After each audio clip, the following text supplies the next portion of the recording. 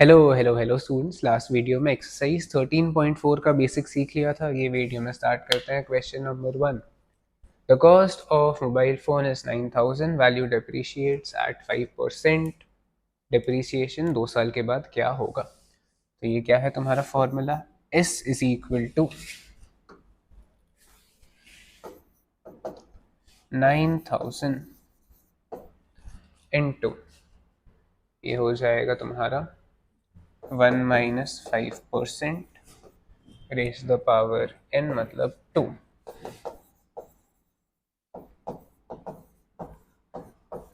ये वैल्यू तुम सीधा मल्टीप्लाई करके ही निकाल सकते हो।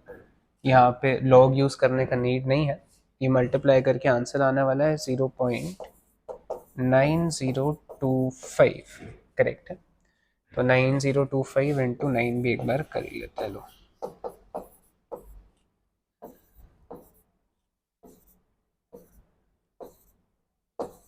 तो 81225 इसका आंसर रहेगा। मतलब एक, तो 8122.5। तो 2 साल के बाद मेरे पास इतना वैल्यू बाकी रहेगा। This is not depreciation. Depreciation क्या होने वाला है मेरा? P माइनस एस, मतलब 9000 माइनस 8122.5। तो ये होगा 0.5। This will be 7 and 8। एक बार आंसर चेक कर लेते हैं। 877.5 बिल्कुल करेक्ट है। इसमें बस डिफरेंस इतना ही है, बाकी सेम ही है।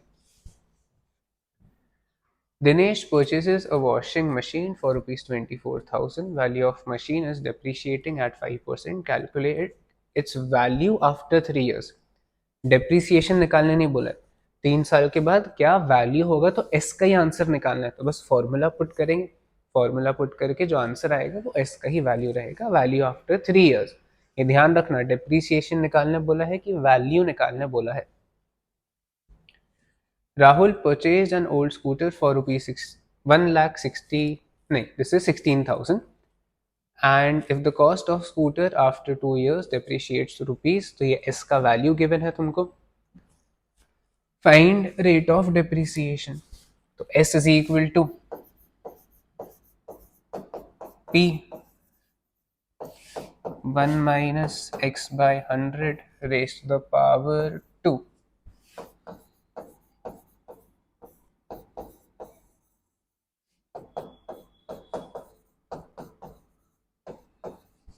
तो ये कैंसिल, ये और कैंसिल होने वाला है तुम्हारा।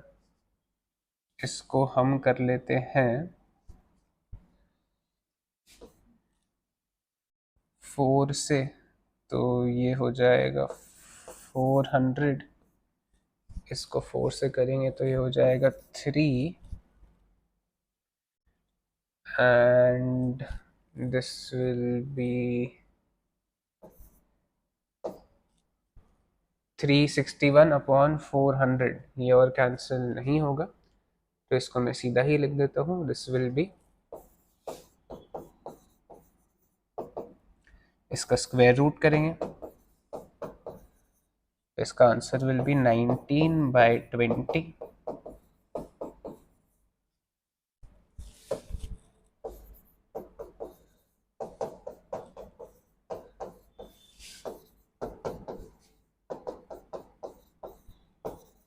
इधर जाके मल्टीप्लाई होगा तो आंसर 5। तो rate of depreciation is 5%। Basic है।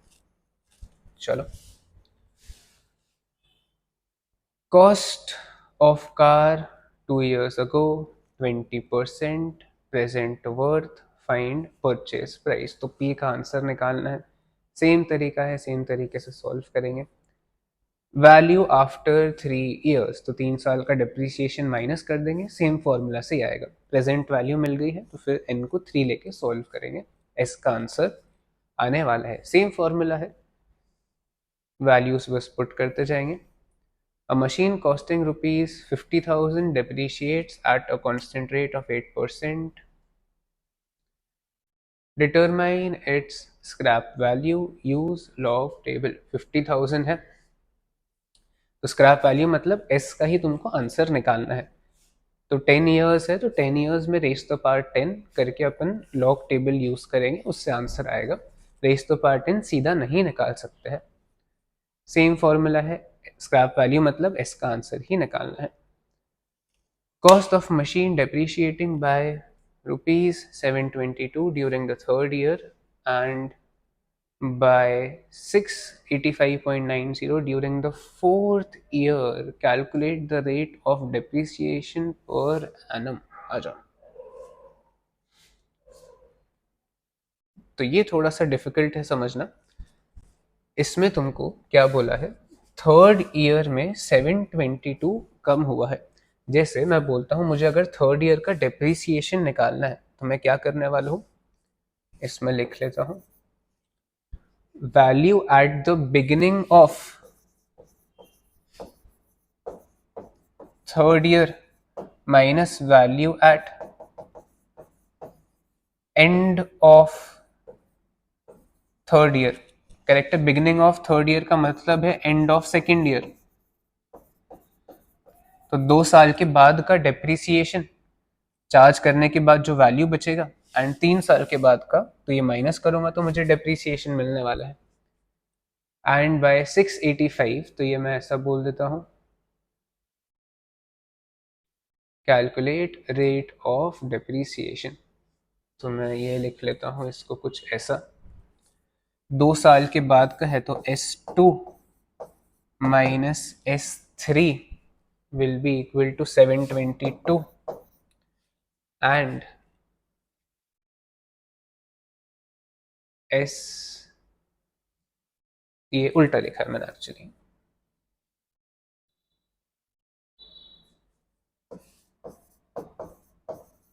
and S3 minus S4 is 685.90। Correct है। तो फॉर्मूला पुट करते हैं, 2 साल के बाद का वैल्यू इज P जो ओरिजिनली था 1 minus x by 100 raise the power 2 minus P 1 minus x by 100 raise the power 3 is equal to 722। Correct है ना। 2 साल के बाद की वैल्यू, 3 साल के बाद की वैल्यू जब मैं माइनस करूंगा तो मुझे थर्ड ईयर का डेप्रिसिएशन मिलने वाला है। इसमें कॉमन क्या क्या है, इसमें p कॉमन है, 1 minus x by 100 whole square common है।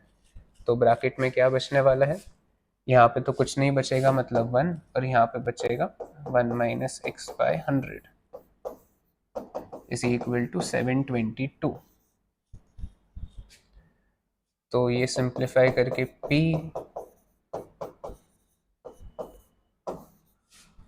ये 1 और 1 कैंसिल, तो यहाँ पे सिर्फ x by 100 is equal to 722। ये कुछ ऐसा बचेगा। यहाँ पे अब इसको सिंप्लीफाई करेंगे तो ये हो जाएगा तुम्हारा p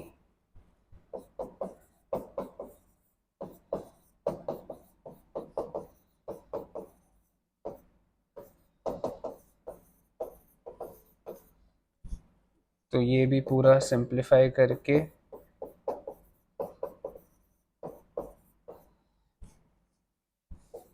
यहाँ पे बचेगा x by 100 is equal to 685.90। तो यहाँ पे इन दोनों को डिवाइड करके तुम्हारा आंसर आएगा। मेरे पास जगह नहीं है तो मैं पूरा नहीं दिखा रहा हूँ, बट यहाँ पे लिखना पड़ेगा equation 1 divided by equation 2।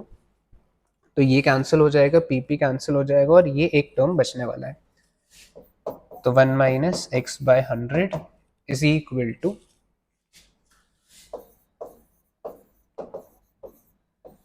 Upon 722। ये सिंप्लीफाई करके होगा 1 माइनस 685.9 अपॉन, अपॉन सिर्फ इधर रहेगा,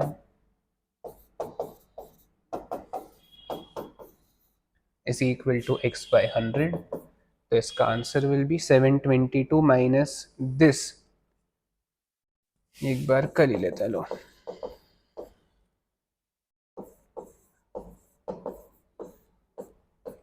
तो ये हो जाएगा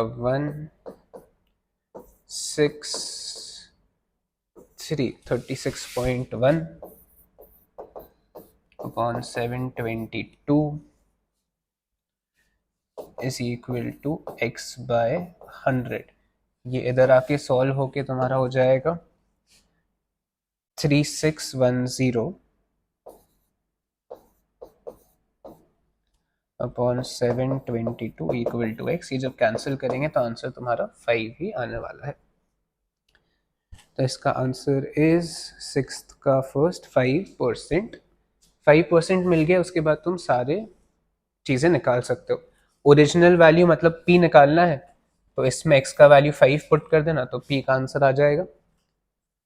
and last scrap value of machine निकालना है आफ्टर 20 ईयर्स। तो p पता है, x पता है, स्क्रैप वैल्यू निकाल सकते हैं। चलो, ये होता है हमारा एक्सरसाइज 13.4 खत्म। आई होप तुमको ये पूरा एक्सरसाइज समझा है एंड तुम क्वेश्चन सॉल्व कर पा रहे हो। प्लीज़ ये क्वेश्चन स्किप नहीं करना है, सारे क्वेश्चन सॉल्व करना है। चलो, ये वीडियो में बस इतना ही करेंगे। अगर तुम्हें ये वीडियो पसंद आ रहा है then please like share and subscribe. Thank you.